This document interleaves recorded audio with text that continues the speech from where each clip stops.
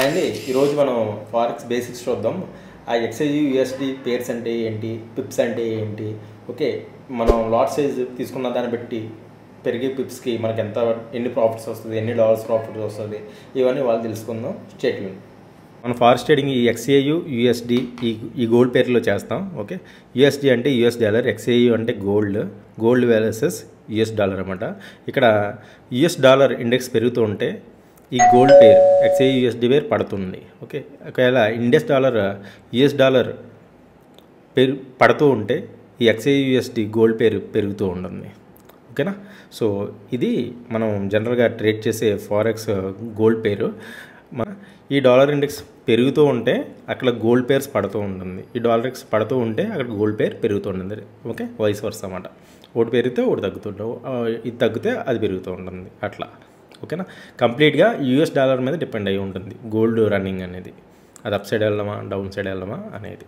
So మనం present 3390 దగ్గర ఉంది కదా, 3390 దగ్గర ఉంది. ఈ 3390 నుంచి 3391కు వెళ్ళిందంటే ఒక పాయింట్ పెరిగినట్టు కదా.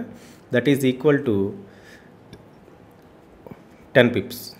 అదే 3390 నుంచి 3395 వెళ్ళిందనుకోండి, that is equal to 50 pips అన్నమాట.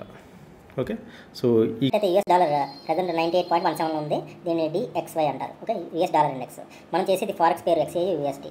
ఓకే, యూఎస్ డాలర్ ఇండెక్స్ పెరిగిందంటే గోల్డ్ పడుతుంది, అదే యూఎస్ డాలర్ ఇండెక్స్ పడ్డాదంటే గోల్డ్ పెరుగుతుంది.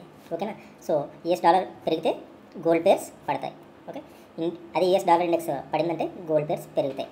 పిప్స్ క్యాలిక్యులేషన్ అలాగా ఇప్పుడు చూద్దాం. ఓకే, సపోజ్ ఎక్స్ఐయు యూఎస్డి ఈ గోల్డ్ పేరు 3389 నుంచి 3390కి వెళ్ళింది అనుకోండి. జనరల్గా 1 పాయింట్ రైజ్ అయినట్టు కదా మనకు తెలిసిన దాంట్లో. అక్కడ 1 point is equal to 10 Pips అని. అదే 3390 నుంచి 91కి వెళ్ళింది అనుకోండి, ఇక్కడ కూడా 1 పాయింట్ రైజే కదా. 1 పాయింట్ రైజ్ అంటే 10 పిప్స్ రైజ్ అనేది. అదే 3390 నుంచి 3395 వెళ్తే 50 పిప్స్ రైజ్ అయినట్టు. ఓకే, 3390 నుంచి 3400 వెళ్ళిందండి, 2 పాయింట్స్ రైజ్ అయినట్టు 10 పాయింట్స్ కాబట్టి 10 ఈజ్ ఈక్వల్ టు 100 పిప్స్ అన్నమాట. ఓకేనా, మనం వేసే లాట్ సైజ్ని బట్టి మనకి ప్రాఫిట్స్ అనేది వస్తూ ఉంటాయి. ఓకే, సపోజ్ మీరు లాట్ సైజు ఇక్కడ వేద్దాం, ఈ పక్కన మేడం. సపోజ్ మీ లాట్ సైజు 0.01 లాట్ అనుకోండి. 0.01 లాట్ అంటే 10 పిప్స్కి మీకు $1 వస్తుంది ప్రాఫిట్. అదే సేమ్ 0.01 లాట్ అవుతే మీది ఈ 50 పిప్స్కి $5 వస్తుంది ప్రాఫిట్.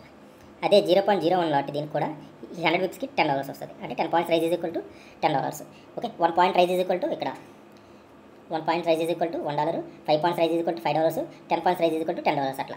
ఓకేనా, 0.01 lot size minimum lot size మాట ఇది.